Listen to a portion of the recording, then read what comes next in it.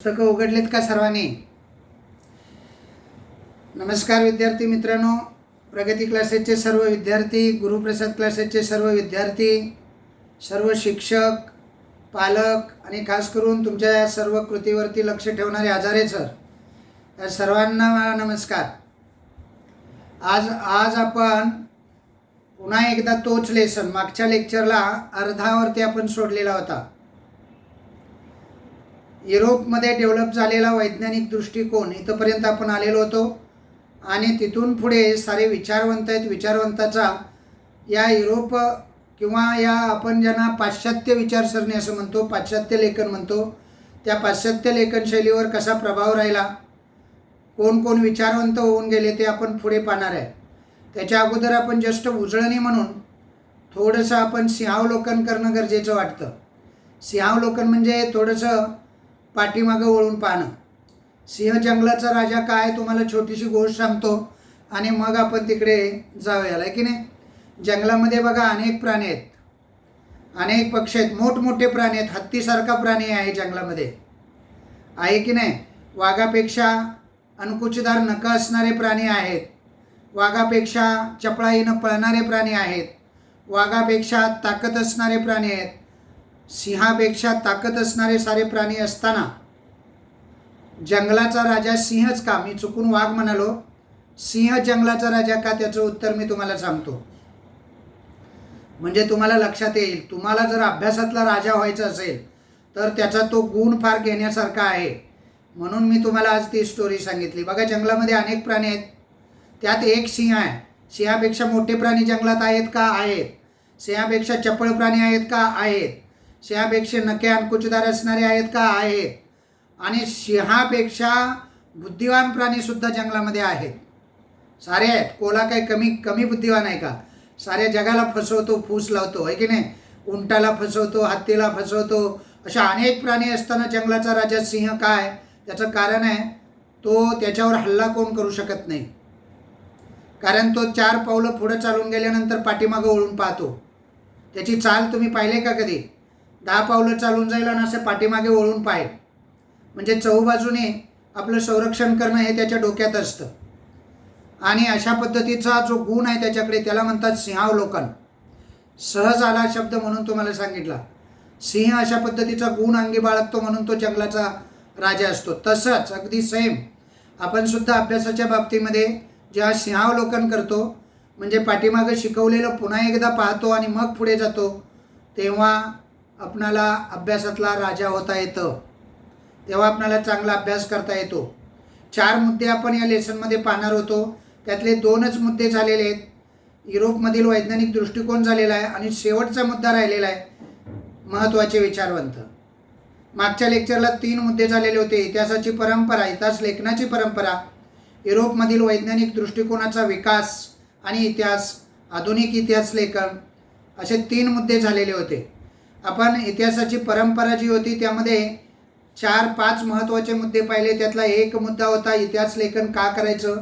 त्यात मी थोडक्यात तुम्हाला सांगितलेलं होतं की इतिहासामध्ये घडून गेलेल्या घटना क्रमशः आणि सुसंगतपणे त्याची मांडणी करण्यासाठी इतिहास लेखन करायचं, इतिहासाचा अभ्यास करायचा, इतिहासाचं आकलन करायचं, इतिहासाचं संशोधन करायचं.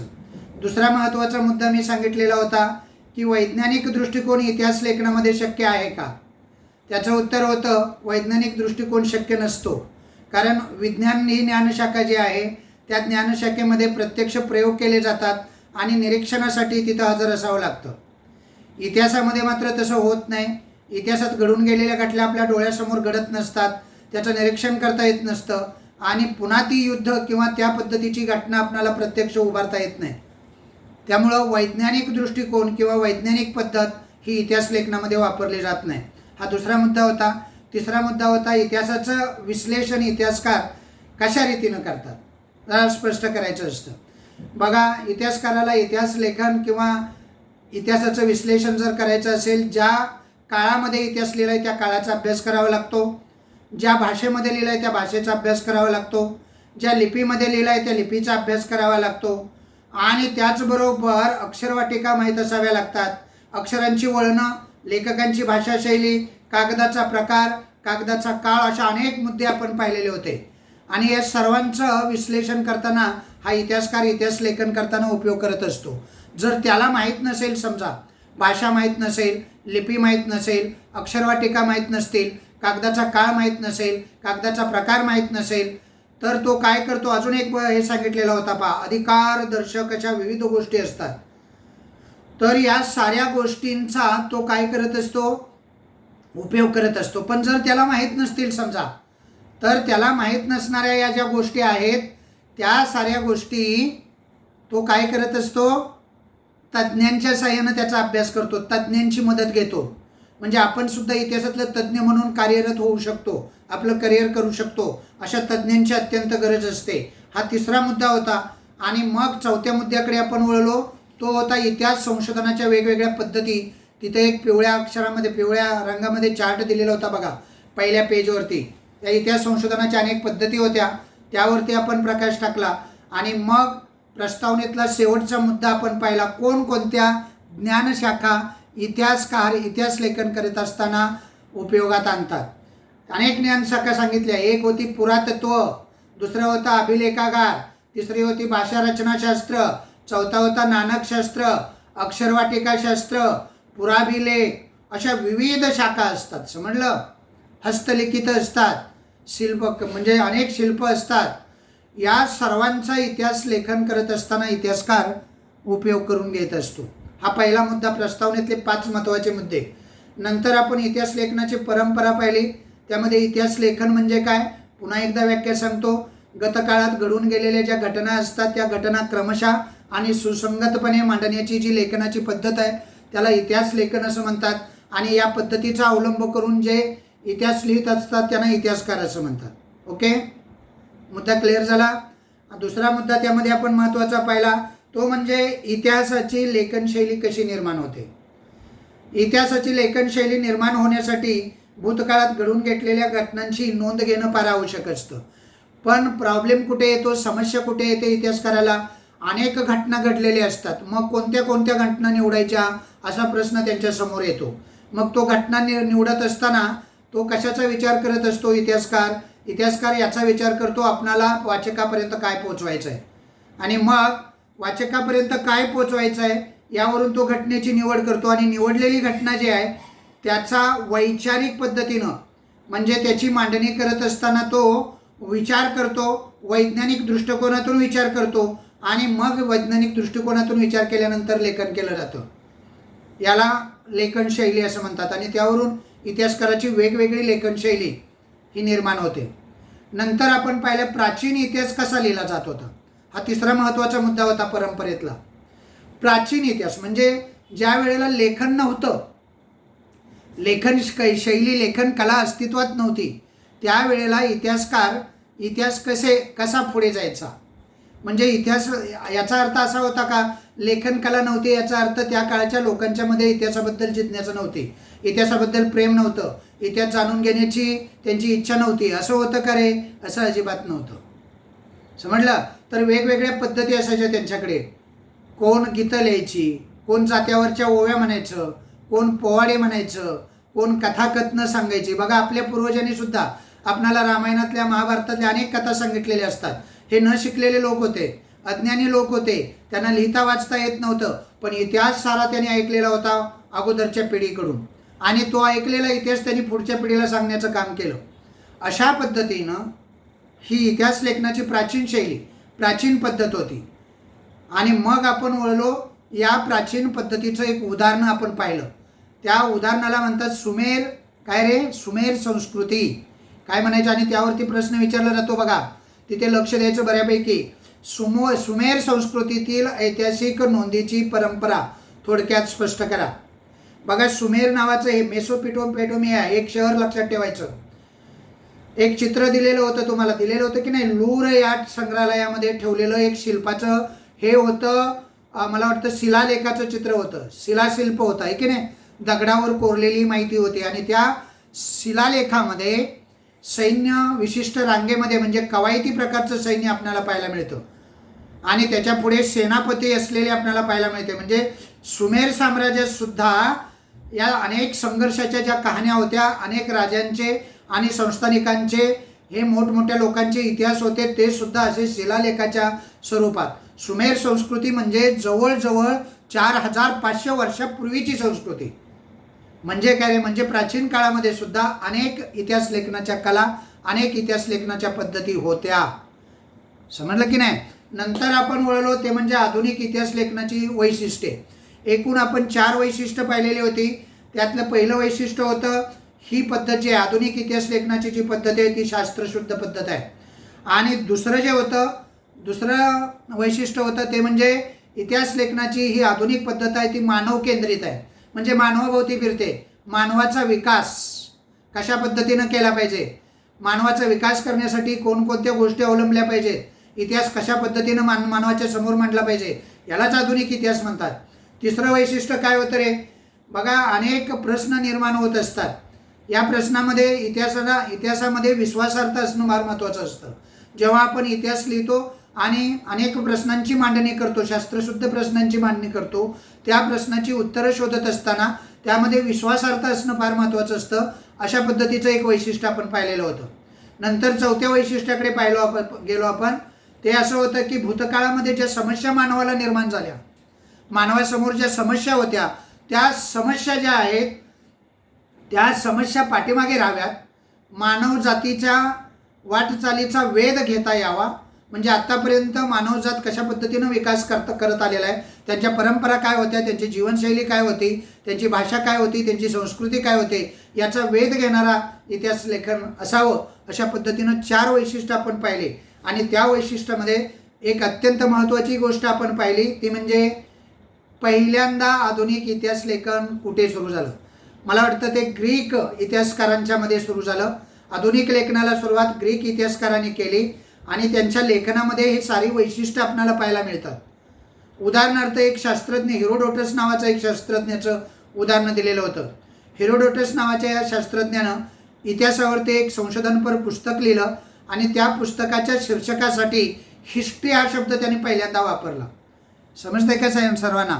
हिस्ट्री जवळजवळ 5व्या शतकामध्ये, म्हणजे 5व्या शतकामध्ये हेरोडोटस नावाच्या या शास्त्रज्ञाने आपल्या लिहिलेल्या इतिहासाच्या पुस्तकाला शीर्षक देण्यासाठी हिस्ट्री हा शब्द वापरला. समीक्षा लक्ष आहे का बाळा तुझं. तर हा शब्द पहिल्यांदा ग्रीक शास्त्रज्ञांच्याकडून आलेला आपल्याला पाहायला मिळतो. हे ग्रीक शास्त्रज्ञ आहेत. आणि नंतर आपण वळलो युरोपातील वैज्ञानिक दृष्टिकोन आणि त्या दृष्टिकोनाचा विकास इतिहास लेखनामध्ये कशा पद्धतीनं झाला. 18व्या शतकापर्यंत जर आपण पाहिलं तर 18व्या शतकापर्यंत या इतिहासामध्ये फक्त ईश्वरविषयक चर्चा, कुणाचा अल्लाह असायचा, कुणाचा येशू असायचा, कुणाचा ईश्वर असायचा, अशा अनेक गोष्टीचा उहापोह म्हणजे वैचारिक मंथन व्हायचं आणि त्यांचीच फक्त मांडणी केली जायची. म्हणजे आध्यात्मिक इतिहास आपल्या संस्कृतीमध्ये सुद्धा तसंच होतं बघा. रामायण, महाभारत, वेद, उपनिषद पाहतो की नाही आपण, गीता, हे सारं काय आहे रे, हे सारं आहे आध्यात्मिक शास्त्र, देवाचं महत्त्व सांगणारं शास्त्र. म्हणजे त्या काळामध्ये फक्त ईश्वरविषयक चर्चा असायच्या. 18व्या शतकाच्या काळामध्ये युरोपमध्ये तत्त्वज्ञ समोर आले आणि त्या तत्त्वज्ञानाने ते तत्त्वज्ञान, फिलॉसॉफी, इतिहास हे वैज्ञानिक दृष्टिकोनातून समजलं, विज्ञान क्षेत्रामध्ये लक्षणीय अशी प्रगती केली आणि त्या प्रगतीच्या साहाय्याने इतिहास लेखनाला सुरुवात केली. अशा पद्धतीचे 2-3 मुद्दे आपण पाहिलेले होते. आणि सर्वात शेवटचा मुद्दा त्यामध्ये महत्त्वाचा होता. 1937मध्ये जर्मनीमध्ये गॉन्टिंगेन, काय नाव आहे विद्यापीठाचं, गॉन्टिंगेन, हे नाव लक्षात ठेवायचं.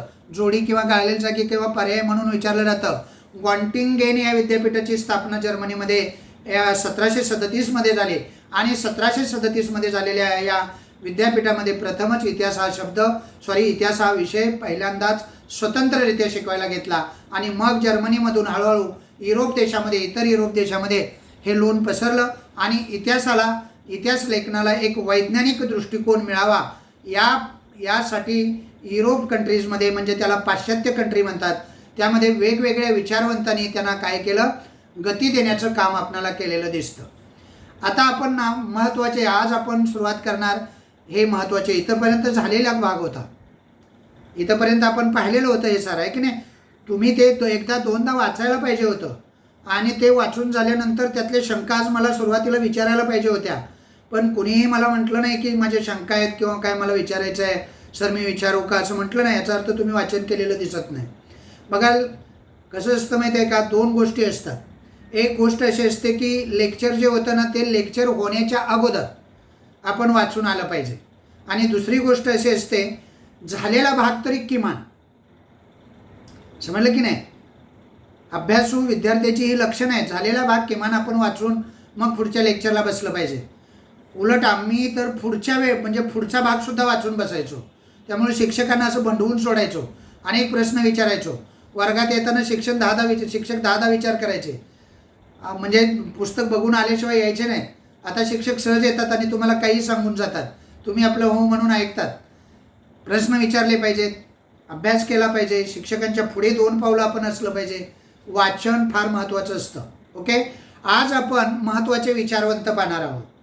बघा, हे आधुनिक इतिहास लेखन जे आहे, युरोपमधील वैज्ञानिक दृष्टिकोनाचा विकास झाल्यानंतर ह्या आधुनिक दृष्टिकोनाचा म्हणजे आधुनिक इतिहास लेखनाचा उगम झालेला आपल्याला दिसतो. त्यामध्ये अनेक विचारवंतांचं महत्त्वाचं योगदान असलेलं आपण पाहतो. इतिहास लेखनाचे शास्त्र विकसित होण्यामध्ये या विचारवंतांचा फार मोठा वाटा आहे. म्हणजे इतिहास लेखनाचं एक शास्त्र डेव्हलप झालेलं आहे. पूर्वी तसं नव्हतं, काही लिहिलं जायचं, काल्पनिक लिहिलं जायचं, मनोरंजक लोकांना पटेल असं लिहिलं जायचं, कथा कहाण्या सांगितल्या जायच्या, जोडून सांगितलं जायचं, अतिशयोक्ती सांगितली जायची. आता तसं नाही, आता एक शास्त्र डेव्हलप झालं. इतिहासाचं सुद्धा, इतिहास हे सुद्धा शास्त्र आहे, आणि ते शास्त्र आता डेव्हलप झालेलं आहे, विकसित झालेलं आहे. आणि हे विकसित होण्यासाठी अनेक विचारवंतांनी त्याला हातभार लावलेला आहे, महत्त्वाची भूमिका बजावलेली आहे. आणि त्या विचारवंतांची माहिती, त्या विचारवंतांचा अभ्यास, आणि त्या विचारवंतांनी कशा पद्धतीनं इतिहास लेखनाला शास्त्राची कसोटी लावली, आणि शास्त्राचं म्हणजे विज्ञान, इतिहास एक शास्त्र आहे अशा पद्धतीचं एक वलय निर्माण करून दिलं, त्याचा अभ्यास आपणाला करायचा आहे. अनेक विचारवंत आहेत, सारे विचारवंत अभ्यासणं आपणाला शक्य नाही. अनेक पाश्चात्य विचारवंत होऊन गेले, काही एक 4-5 महत्त्वाचे विचारवंत आपण या ठिकाणी अभ्यासणार आहोत. त्यातला पहिला विचारवंत आहे रेने देकार्त. नावं लक्षात ठेवायची, त्यांच्या पुस्तकांची नावं लक्षात ठेवायची, आणि त्यातला विचार लक्षात ठेवायचा. समजलं का तुम्हाला? बघा, रेने देकार्त नावाचा जो विचारवंत होऊन गेला तो पहिला विचारवंत आहे. रेने देकार्त यांनी म्हणजे या विचारवंतानं इतिहास लेखनात कोणत्या मताचा आग्रह धरला, असा एक प्रश्न तुम्हाला विचारतील त्याच्यावरती. कदाचित असेल, कदाचित तुम्हाला नसला तरी मी सांगतो.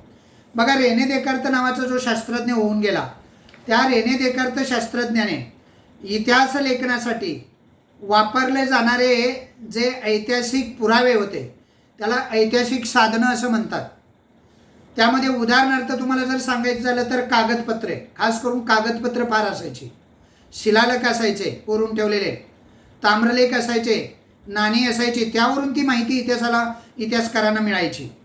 मग रेने देकार्त नावाचा जो विचारवंत होऊन गेला ना, त्यानं काय सांगितलं माहिती आहे की ही जी साधनं आहेत इतिहास लेखनांची, इतिहास लेखन करत असताना इतिहासकार ज्या साधनांचा वापर करतो, उदाहरणार्थ कागदाची विश्वासार्हता, म्हणजे कागद म्हणजे फक्त कोरी कागद नव्हे बरं का, म्हणजे फार पूर्वी इतिहासातल्या घटना वेगवेगळ्या लिपीमध्ये लिहून ठेवलेले आहेत, उर्दूमध्ये लिहून ठेवलेले आहेत, पारशीमध्ये लिहून ठेवलेले आहेत, संस्कृतमध्ये लिहून ठेवलेले आहेत. ही जी कागदपत्रं आहेत ती कागदपत्रं, त्या कागदपत्राची विश्वासार्हता तपासून घेणं फार महत्त्वाचं आहे, असा एक प्रभावी विचार त्यानं मांडला. म्हणजे रेने देकार्तच्या अगोदरची काय अवस्था असेल तुम्हाला कळतं आहे ना.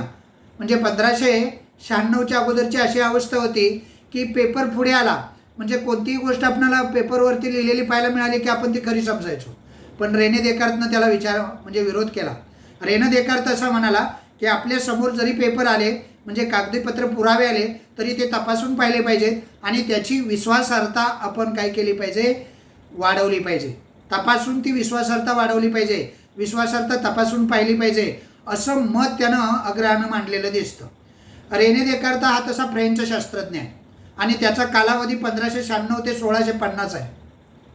समजलं? म्हणजे हे जवळजवळ 17वं शतक आहे. या 17व्या शतकापर्यंत इतिहास हा असाच लिहिला जायचा. एखादा पुरावा सापडला की तेच फायनल समजायचे. पण रेने देकार्तनं असा विचाराचा आग्रह धरला की जरी पुरावे आपल्या समोर आले, काही कागदपत्रे आपल्या समोर आली तरी ती आपण त्याची विश्वासार्हता तपासून पाहिली पाहिजे. म्हणजे शास्त्रशुद्ध पद्धतीनं आपल्या समोर आलेला पुरावा योग्य की अयोग्य, त्याची विश्वासार्हता काय आहे, ते कुणी लिहिलेलं आहे, कधी लिहिलेलं आहे आणि ते खरं आहे का हे तपासून पाहिलं पाहिजे. अशा पद्धतीनं या फ्रेंच शास्त्रज्ञानं 17व्या शतकामध्ये आपला विचार आग्रहाने मांडला. समजलं. आणि म्हणून यावरती प्रश्न विचारला जातो, रेने देकार्त यांनी इतिहास लेखनामध्ये कोणत्या मताचा आग्रह धरला. त्याचं मत काय होतं पुन्हा एकदा सांगतो.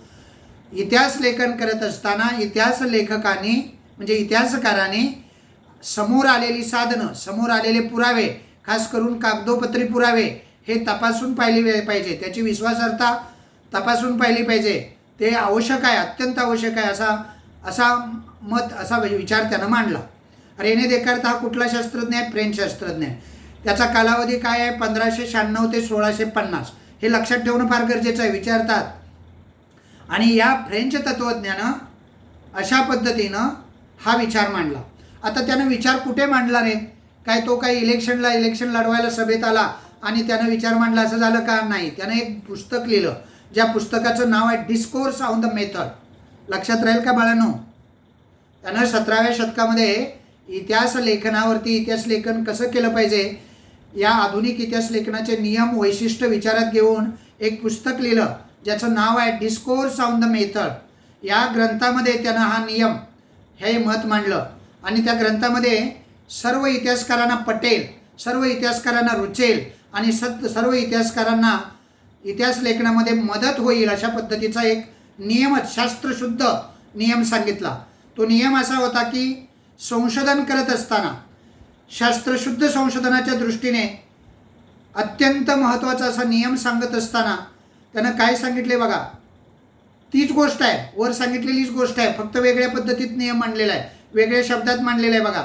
एखादी गोष्ट सत्य आहे हे जोपर्यंत इतिहासकारांना निसंशयरित्या समजत नाही, त्याची विश्वासार्हता पटत नाही किंवा इतिहासकार या मतापर्यंत येत नाही की आपल्यासमोर आलेला पुरावा हा अत्यंत महत्त्वाचा आहे आणि विश्वासार्ह आहे, तोपर्यंत तो पुरावा विचारात घेऊ नये असा एक नियम त्यानं मांडला. हा विचार त्यानं इतिहासामध्ये आणला. एखादी गोष्ट सत्य आहे असे निसंशयरित्या प्रस्थापित होत नाही तोपर्यंत तिचा स्वीकार कोणत्याही परिस्थितीमध्ये करायचा नाही. समजलं. असा विचार कुणी मांडला रे बाळांनो? Renee Descartes. रेने देकार्त कोण आहे? फ्रेंच तत्त्वज्ञ आहे, फ्रेंच इतिहासकार आहे. कोणत्या कालावधीमध्ये होऊन गेला? 1596 ते 1650. त्यानं एक पुस्तक लिहिलं, ज्या पुस्तकामध्ये त्यानं इतिहासकारांना नियम सांगितला. तो नियम असा होता की एखादी गोष्ट सत्य आहे असे निसंशयरित्या जोपर्यंत पटत नाही, आपल्या समोर येत नाही, तोपर्यंत तिचा स्वीकार कोणत्याही परिस्थितीत करायचा नाही असा एक नियम त्यानं मांडला. ज्या पुस्तकात मांडला त्या पुस्तकाचं नाव सांगा मला. Discourse on the method. हा, तिथं लिहिलेलं आहे ना बाळांनो, तुमचं लक्ष असलं पाहिजे. Discourse on the method. काय नाव आहे पुस्तकाचं? Discourse on the method. या पुस्तकामध्ये त्यानं विचार मांडला. कोणता विचार मांडला? जे पुरावे इतिहास लेखनासाठी समोर येतात ते पुरावे निसंशयरित्या, म्हणजे आपला संशय नाही राहिला पाहिजे, ते सत्य आहे तसं आपल्याला कळायला पाहिजे, ते वास्तव आहेत हे आपल्याला जोपर्यंत पटत नाही तोपर्यंत कोणत्याही परिस्थितीमध्ये काय करायचं नाही रे, त्या पुराव्यांचा स्वीकार करायचा नाही. अशा पद्धतीनं रेने देकार्त नावाचा हा शास्त्रज्ञ होऊन गेला. त्यानं आपला विचार मांडला, मत मांडलं. ते विचार तुम्हाला माहीत असले पाहिजे. त्यानंतरचा विचारवंत आहे व्हॉल्टेअर. काय नाव आहे त्याचं? व्हॉल्टेअर. लक्षात राहील का? म्हणता येते का? बघा बघू. व्हॉल्टेअर. काय नाव आहे? व्हॉल्टेअर. काय नाव आहे रे? व्हॉल्टेअर. हां, बघा हा जो व्हॉल्टेअर आहे ना, त्या व्हॉल्टेअरला आधुनिक इतिहासाचा जनक असं म्हणतात. आणि हा प्रश्न अतिशय गाजलेला इतिहासातला प्रश्न आहे. व्हॉल्टेअरला आधुनिक इतिहासाचा जनक असं म्हणतात. समजलं का म्हणतात? त्याचं कारण मी तुम्हाला नेमकं सांगणार आहे, तुमच्या भाषेत सांगणार आहे. तुम्ही कसं मांडायचं तुमच्या शब्दात बघायचं. ओके. अगदीच काय पुस्तकी आणि गायडातलं लिहिलं पाहिजे असं जरुरी नाही. व्हॉल्टेअरला इतिहास लेखन, आधुनिक इतिहास लेखनाचं जनक असं म्हणतात. आता व्हॉल्टेअर हा कोण आहे माहिती आहे का तुम्हाला? व्हॉल्टेअर हा सुद्धा एक फ्रेंच तत्त्वज्ञ आहे, फ्रेंच शास्त्रज्ञ आहे आणि त्याचं मूळ नाव जे आहे ना ते वॉल्टियर असं नाही आहे, ते काय आहे माहीत आहे, फ्रान्सा मरी अरुये म्हणता येते का रे? फ्रेंच नाव आहे ते फ्रान्सा मरू अरुये. म्हणा बघू.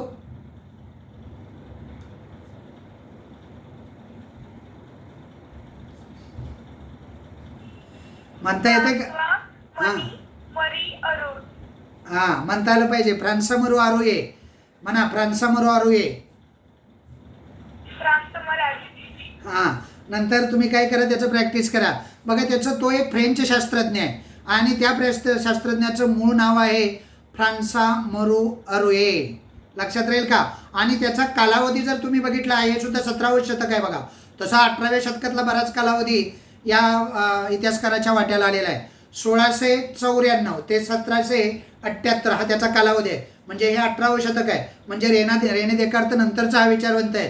हा क्रम तुम्हाला माहीत असला पाहिजे. त्यानं सुद्धा इतिहासाला एक देणगी दिलेली आहे आणि ती देणगी अशी आहे, त्यानं असं सांगितलेलं आहे की इतिहासामध्ये फक्त क्रमाला महत्त्व नाही, म्हणजे इतिहासात घडलेल्या घटना क्रमशीर मांडल्या म्हणजे इतिहास लेखन प्रभावीपणे लिहिलं असं होत नाही. असं प्रभावीपणे यानं सांगितलं. केवळ वस्तुनिष्ठ सत्य आणि त्या घटना आणि त्या घटनांचा क्रम, कळतंय ना? केवळ वस्तुनिष्ठ सत्याला महत्त्व द्यायचं नाही, म्हणजे काय सत्य आहे याच्याकडेच फक्त वास्तव काय आहे हे बघत बसायचं नाही, किंवा त्यांचा क्रम कोणता आहे, कोणत्या क्रमाने लावल्या पाहिजे त्या घटना, याच्यावरच लक्ष न देता लक्ष कशावर तेवढे द्यायला सांगितले बघा.